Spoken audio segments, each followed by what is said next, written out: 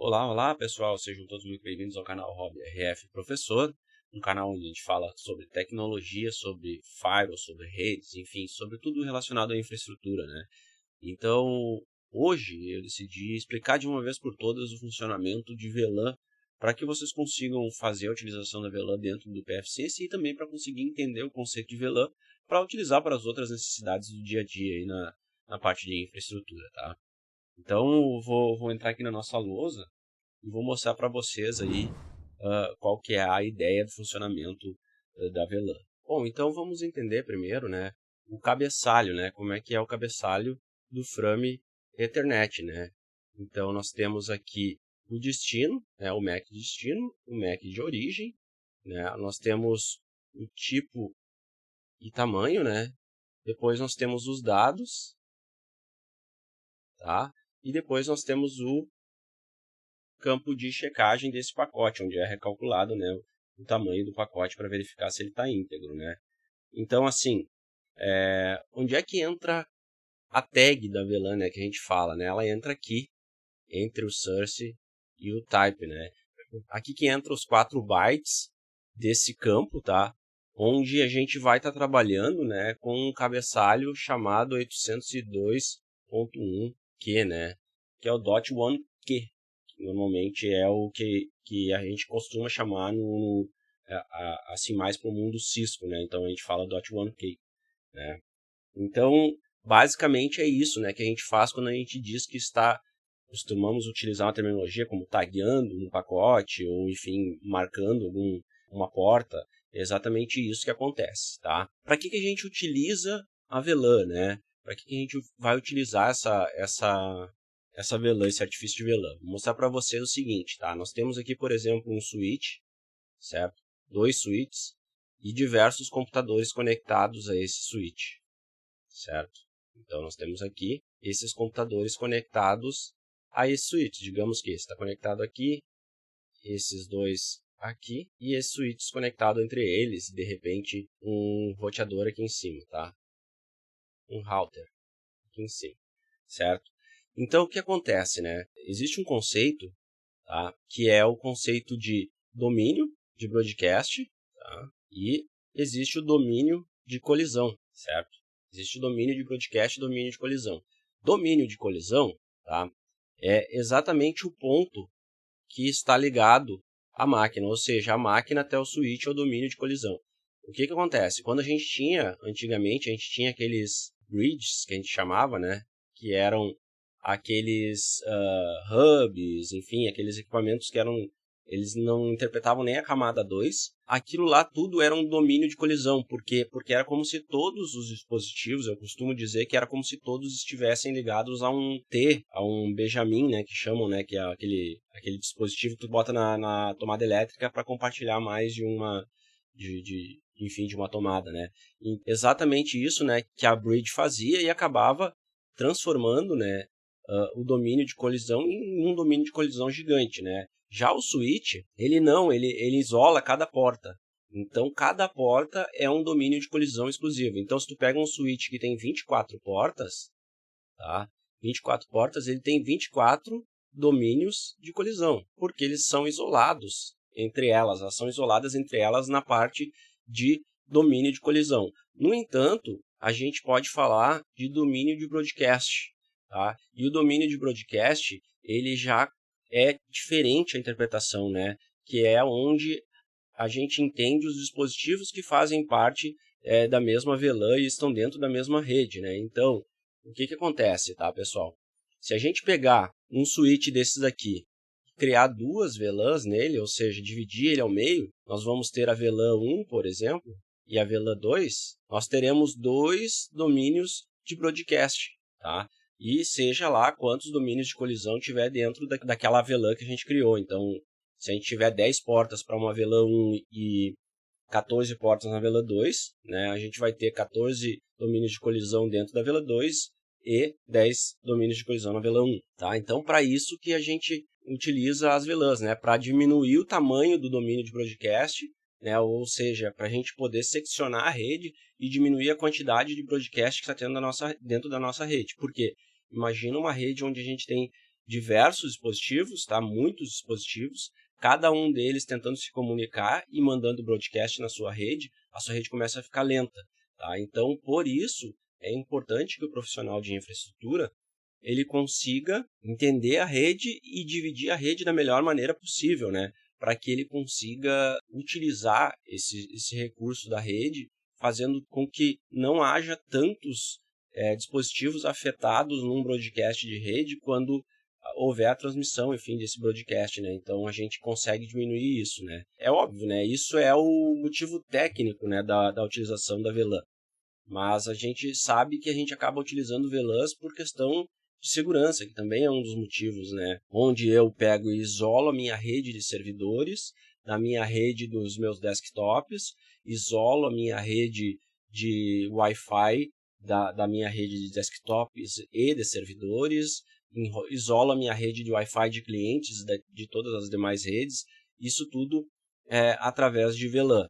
Então, assim, quando eu divido a minha rede em duas VLANs, ou seja, VLAN 1 e VLAN 2, eu estou dividindo a rede de maneira que elas não consigam se enxergar de maneira nenhuma, a não ser passando através de um roteador, certo? Então, quando a gente fala que um switch ele consegue interpretar a VLAN, a gente está falando que ele é um switch de camada 2, que possui o protocolo 802.1q, onde esse protocolo dá a possibilidade desse switch de interpretar tags, né, desse tipo de marcação que a gente está falando, né? Só que assim, quando você fala e divide a sua rede em VLANs, né, não existe a comunicação a não ser se você tiver um dispositivo de camada 3, que o dispositivo de camada 3 é que vai estar lendo qual rede que pertence àquele dispositivo e vai fazer o roteamento para outra rede. Então eu posso, por exemplo, ter um roteador aqui em cima que vai interpretar essas VLANs, né, e vai fazer a conversa entre essas duas VLANs aqui, ou seja, entre a VLAN 1 e a VLAN 2. Então, isso quem vai fazer essa comunicação é o roteador. Existem também switches de camada 3, que são switches um pouco mais caros, né? Esses switches mais caros, eles possibilitam o que? Você fazer o roteamento entre essas redes. Então, eu tenho uma VLAN 1 e uma VLAN 2 ligadas diretamente a um switch, e esse switch é um switch Layer 3, que a gente chama. Ele mesmo vai fazer o roteamento entre essas VLANs, se assim a gente desejar, obviamente, né? E aí, obviamente, ele não tem, depende, obviamente, do switch, mas ele não tem tanto a questão de segurança para fazer esse roteamento. Então, ele é mais para um roteamento da sua rede interna ali, né? Para a questão de sumarização de rotas, por exemplo, onde eu vou ter uma rede um pouco menor nas pontas e elas vão se resumindo a uma rede principal aqui em cima. Então dá para fazer isso. E aí todo o roteador, toda a conexão que o roteador desejar para essa rede ou para essa, ele manda para esse switch e esse switch encaminha para essas redes. Então, para isso que a gente utiliza switches de camada 3, tá? Mas assim, não confundam, tá? Eu tenho um switch de camada 3 com eu ter a possibilidade de utilizar VLAN. O que vai me possibilitar utilizar VLAN é eu utilizar um switch que tem a capacidade de fazer gerenciamento de VLANs, ou seja, que entende, né, o protocolo 802.1q, né? Então, onde ele faz a interpretação de VLANs, certo? É basicamente para isso que a gente precisa da utilização de VLANs no nosso ambiente, certo? Pessoal, quando você faz a seleção da porta, você tem dois tipos de modos de acesso dessa porta, né? Onde você pode dizer que ela é do tipo Access ou do tipo Trunk. No tipo Trunk, ela aceita todas as VLANs. No ambiente onde a gente está falando de roteadores Cisco, por exemplo, todas as VLANs já estão autorizadas a passar. Então, nós temos todas as 4.096 VLANs autorizadas a passar. Então, a gente tem 4.096 VLANs que podem passar ali naquela porta ali, né? Já em alguns outros switches que eu já tive experiência no mercado, tipo HP, Dell, depende muito do funcionamento de cada um. Alguns switches tu tem que dizer qual VLAN que tu quer que passe naquele trunk. Então tu diz assim, minha interface é trunk e eu quero que passe a VLAN 10, 20 e 30. Então, além de dizer que é trunk, tu tem que dizer quais VLANs que tu quer que passe ali, né? Já a porta Access, ela é uma porta para dispositivo final, ou seja, para dispositivo que não tem informação de tag. Então, ela pode ser, no caso, pode ser uma porta untagged, né? Ou, se ela for tagged, quando for marcada, tá? A gente tem a opção de deixar ela marcada. O dispositivo final, ele teria que falar, né, enfim, ele teria que entender essa informação, ele teria que interpretar o protocolo 802.1 que, então, normalmente é untagged. O que a gente faz, né? Dispositivos como computadores, enfim, notebooks, dispositivos finais mesmo, a gente usa a porta no estado Access como untagged, pertencendo a uma VLAN específica que a gente precisa. A comunicação entre switches, como é esse caso aqui, por exemplo, a gente usa trunk. A comunicação entre um roteador que interpreta VLAN, que interpreta o protocolo 802.1q, a gente usa trunk também. Por quê? Porque daí passa todas as VLANs, certo? Agora, se eu tenho um dispositivo que, por exemplo, um roteador sem fio que interpreta VLAN, trabalha com o protocolo 802.1q, e eu quero colocar somente a VLAN 2 para passar naquela porta ali, eu posso fazer isso, né, através de um Access e marcar e deixar essa interface tagueada, tá? Isso tudo vai ficar mais claro na prática que a gente vai fazer agora, tá? O que a gente vai fazer? Deixa eu trocar aqui de lousa para vocês entenderem o que a gente vai fazer. A gente vai fazer o seguinte, a gente vai fazer um cenário que é o seguinte. Nós temos um switch, nós temos o nosso pfSense, nós temos a internet, tá? E nós temos dois dispositivos. Esse cenário, normalmente, a gente chama de router on stick, ou seja, roteador no palito, né? Por quê? Porque a lógica dele é essa aqui, ó. Se você olhar, né, a conexão fica dessa forma, certo? Onde o roteador, ele fica, no caso o nosso pfSense é entendido como roteador, tá? Ele fica como um objeto central para dois dispositivos, tá? Então a gente vai colocar, por exemplo, VLAN 10 aqui e VLAN 20 aqui. Percebam que em nenhum momento eu estou falando de endereçamento de IP, tá? Por quê? Porque o endereçamento de IP não tem a ver com a VLAN. A VLAN é na camada 2. Então está dizendo que eu estou dividindo a rede. Obviamente, né, cada uma dessas redes tem que ter um endereçamento de IP diferente para não haver conflito no nosso roteador que está aqui em cima, tá? Mas, para você entender, eu simplesmente estou dividindo um equipamento, que é o switch, em dois, e com isso eu poderia ter duas redes iguais, né? Isso não teria problema. O problema é que eu não conseguiria fazer roteamento e o meu próprio roteador, né, que é o pfSense, não conseguiria entender nada, porque estaria a rede igual nas duas VLANs e não sabia para onde mandar.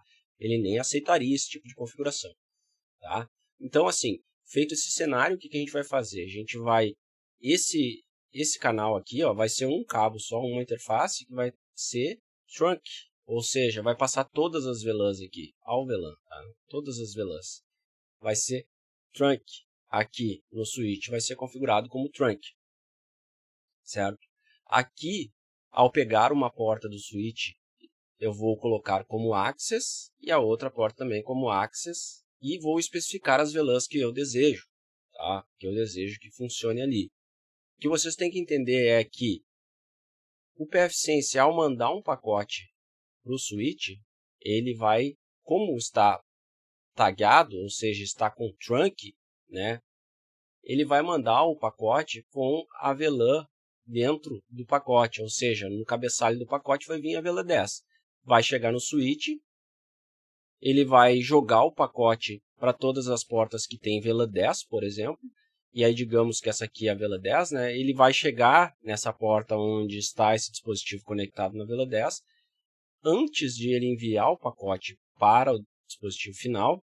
Como esse dispositivo final ele não entende o protocolo 802.1.q, ele vai remover essa tag, ou seja, ele vai remover a tag 10 e vai mandar o pacote original para o usuário final. É dessa maneira que acontece. Como esse outro dispositivo está na VLAN 20, esse pacote nem será direcionado para esse dispositivo. Tá? Então, é exatamente esse cenário que a gente vai fazer. Obviamente, na prática, vai ficar muito mais visível para vocês. Tá? Vou abrir aqui o painel para vocês. Tá? Bom, está aqui o meu cenário, onde eu tenho um pfSense instalado. Eu tenho um switch Cisco aqui. Tá? Vou abrir o switch Cisco. Vou trazer na tela para vocês aqui. Estou com o switch Cisco aberto. Então, eu aumentei aqui a janela para a gente conseguir enxergar. Estou com o switch Cisco aberto. Né? Esse switch Cisco que ele tem 4 interfaces somente de rede, ou seja, 4 domínios de colisão. Tá? Não tem nenhuma configuração de VLAN ainda. Então, a gente vai começar a fazer a configuração desse switch. Percebam que a conexão do pfSense ao switch, tá? Ela está acontecendo na interface E00, tá? Então, o que eu vou fazer? Primeiro, eu vou entrar na edição do switch, né? Vou entrar em conft, ou seja, configuração do switch, e primeiro eu vou criar uma VLAN. Vou criar a VLAN 10, tá? Vou dar um nome para essa VLAN. Name, vamos colocar servers, tá? Vai ser a VLAN de servidores. Depois vamos para a VLAN 20, tá? Que vai ser o name desktop. Opa, desktop. Então, beleza, certo? Então, com isso, eu já tenho as VLANs, deixa eu colocar aqui no centro, determinadas, ou seja, tenho a 10 para servers, a 20 para desktop, tá? E percebam que a gente tem a nossa VLAN 1, que é a VLAN default, ou seja, todo dispositivo que não trabalha com 802.1q, ou seja, que não interpreta VLANs, ele vem na VLAN default, na VLAN 1. E observe aqui que todas as minhas interfaces estão na VLAN 1. Por isso que, ao pegar um switch novo que você tem na caixa e você liga ele e ele já sai funcionando, é que ele está trabalhando na VLAN 1, ou seja, todos os dispositivos já vêm preparados para trabalhar nessa VLAN 1. Dessa maneira, se eu simplesmente ligasse essas máquinas aqui, todas elas estariam dentro da VLAN 1, e se o pfSense com o DHCP dele largasse o endereçamento de DHCP na rede, elas iam pegar endereçamentos de IP daquele range de DHCP, certo? Mas o pfSense a gente vai ver em seguida, tá? Então, estou com as VLANs criadas, agora o que eu preciso fazer, né? Eu preciso dizer o que vai acontecer, né? Então, eu vou, primeiro, né, determinar quais portas fazem parte de qual VLAN, para que a gente consiga determinar exatamente a configuração que a gente quer, tá? Então, eu vou fazer assim, eu vou salvar o switch antes, tá? Salvei a configuração do switch, vou desligar o switch, certo? E vou conectar o switch a essas máquinas aqui. Então, vou conectar esse aqui, dou um save. Então, eu vou escolher aqui que ele vai ficar conectado na porta E03. Esse desktop está conectado na E03. E esse outro desktop eu vou conectar ao switch e ele vai conectar na E01. Tá? Então, ó, E01 está esse aqui, que seria da VLAN 20, e esse aqui, E03, da VLAN 10. Certo? Agora eu vou ligar esses 3 devices aqui embaixo. Vou entrar no switch novamente, vou dar um enable. Vou em conft e agora eu vou fazer a configuração da interface, né? Como que vai ser a configuração da interface. Então eu vou lá assim, né? Eu vou na interface E0/3, que é a interface que está ligada ao dispositivo que vai estar na VLAN 10, né? Então eu vou lá e vou dizer, né? Switch port mode access, certo? Switch port access VLAN 10. Tá? Então, com isso, eu acabei de determinar, né, que aquela porta E03 está na VLAN 10. Tá? E eu vou fazer a mesma coisa para interface 1, onde eu vou dizer switch port mode access, né? Depois switch port access VLAN 20. Como eu já criei as VLANs, tudo certo. Vou salvar as configurações, caso eu precise reiniciar, né? E está salvo. Agora, eu preciso criar o nosso trunk, que é aqui em cima. Trunk. Tá? Como que eu vou criar esse trunk, né? Eu vou entrar na interface E0/0, certo? Vou colocar switch port trunk encapsulation .1 key, né, que é a configuração para ele poder interpretar VLAN naquela interface, e vou colocar switch port mode trunk para habilitar o trunk nessa interface, ou seja, permitir todas as VLANs, certo? Então, com isso, eu permito todas as VLANs dentro dessa interface do switch. Dou um do WR para salvar, e com isso a parte do switch está finalizada, certo? Vou fechar aqui. O que vocês têm que entender aqui, pessoal, caso, obviamente, vocês não entendam o Cisco, né, se for este o caso, o que vocês têm que entender basicamente é que vou pegar um switch novo, é um HP, é um Dell, é um Cisco, tá? Eu preciso entender que o cabo que vai estar vindo do meu roteador, ou seja, do meu pfSense, ele vai ser conectado a uma porta que eu vou transformar ela em trunk para passar todas as VLANs, tá? As interfaces que serão ligadas a dispositivos finais, né, desktop, notebook, impressora, elas vão ser portas do tipo Access. Tá? Essas portas do tipo Access elas vão ser untagged, ou seja, vão ser portas que só vão pertencer a uma VLAN, que foi o que a gente fez ali. Então, este lado pertence à VLAN 10 e este lado pertence à VLAN 20. Isso é exatamente o que acontece quando você está fazendo um ambiente físico, ou seja, pega um switch e faz as configurações dele antes de colocar em produção. Bom, e agora? E o pfSense, né? Como que a gente vai fazer? Está aqui o pfSense, e percebam que o pfSense ele está com o IP 192.68.1.1, né? E ele está com o DHCP ativo, por padrão na instalação. Então, eu vou abrir esses dois computadores aqui, ó, vou trazer aqui na tela para vocês. Está aqui os dois computadores, o VPC3 e o VPC4, certo? Se eu der um comando chamado showIP, a gente vai ver que não tem IP nenhum nesses computadores. Se eu der o comando IP DHCP para ele obter DHCP de algum lugar, vocês vão observar que ele não vai conseguir obter endereçamento de IP. Por quê? Porque o pfSense, quando ele é instalado e você não cria VLAN, ele vem na VLAN default, ou seja, vem na VLAN 1. E como a gente tirou os dispositivos da VLAN 1, nenhum deles vai receber endereçamento de IP. Isso a gente pode até fazer um teste agora aqui, por exemplo. E então, eles não recebendo DHCP, eu preciso colocar o pfSense para trabalhar nessas VLANs. E é isso que a gente vai fazer agora. Então, vou no meu pfSense, venho em interfaces, né? E aí percebam que está aqui, ó, LAN.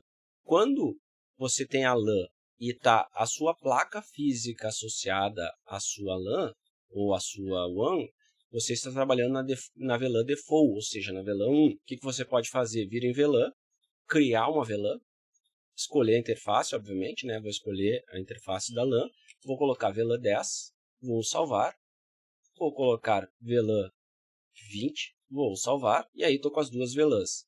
Cada uma dessas VLANs gera uma interface, tá? Então, ela é a possibilidade de eu criar interfaces, tá?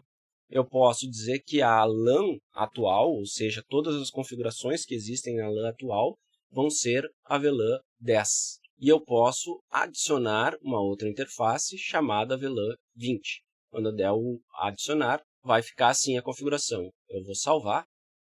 Então, só para mostrar para vocês como que ficou. Percebam que a LAN ficou com VLAN 10, a opcional ficou com VLAN 20 e a VLAN 1, que seria a default, ficou sobrando aqui embaixo.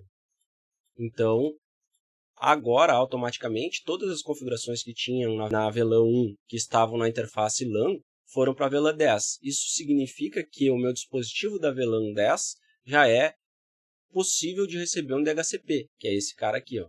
Então, eu vou abrir ele aqui e vou dar um IP DHCP de novo para ver se ele obtém algum endereçamento de IP. Recebeu o IP do nosso firewall lá, então significa que agora ele está trabalhando na VLAN 10. Então, ele está conseguindo chegar na VLAN 10. E esse outro dispositivo aqui, que está na VLAN 20, ele não vai receber IP de DHCP. Por quê?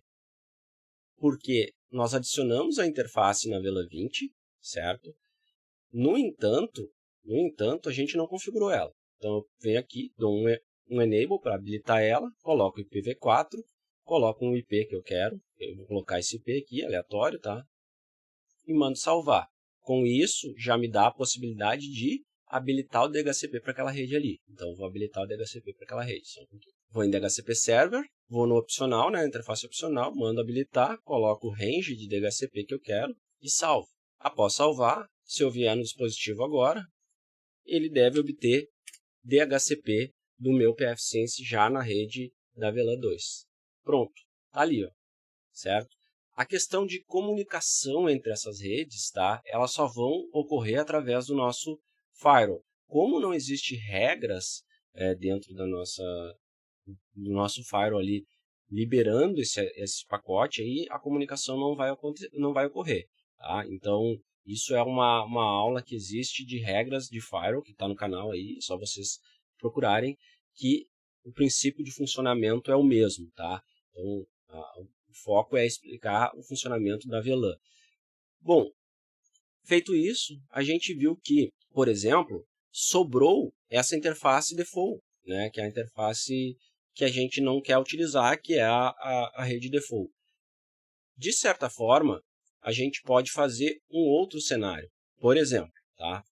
Por exemplo, vou abrir o meu switch aqui, vou salvar as configurações primeiro, né? E vou desligá-lo. Vou adicionar um novo switch, um switch layer 2, estou adicionando ele aqui.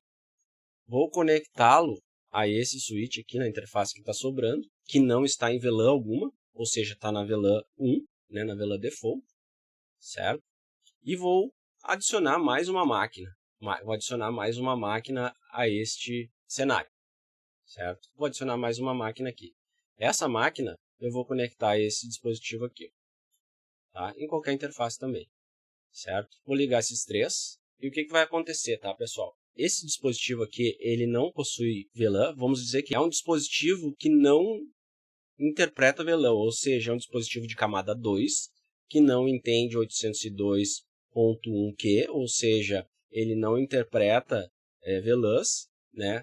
Ele foi ligado numa porta que está na rede default, ou seja, está na VLAN default, né? que é a VLAN 1, ou seja, ela não sofreu nenhum tipo de alteração, essa porta, e o PC da mesma forma, ou seja, eu posso dizer que ao ligar algo aqui no meu pfSense naquela VLAN default, na interface default, o pacote vai vir para as interfaces defaults, né? Vai ser propagado para um switch que entende que está numa rede default e vai jogar para esse PC aqui. Vamos ver isso acontecer.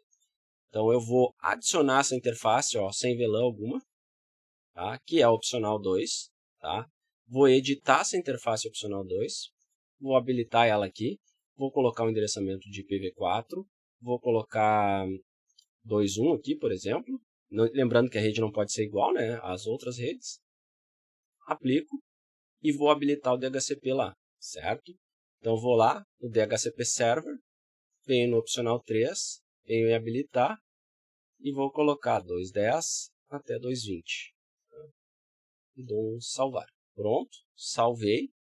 Vamos lá no ambiente, né? Então tá vindo por aqui, tá chegando na VLAN default, tá vindo para esse cara que está na VLAN default e deve estar chegando nesse PC aqui. Então vou abrir o PC, que é o novo PC que a gente adicionou, certo? Ó, show IP, não tem IP nenhum, IP DHCP, e vamos ver se ele vai obter algum endereçamento de IP.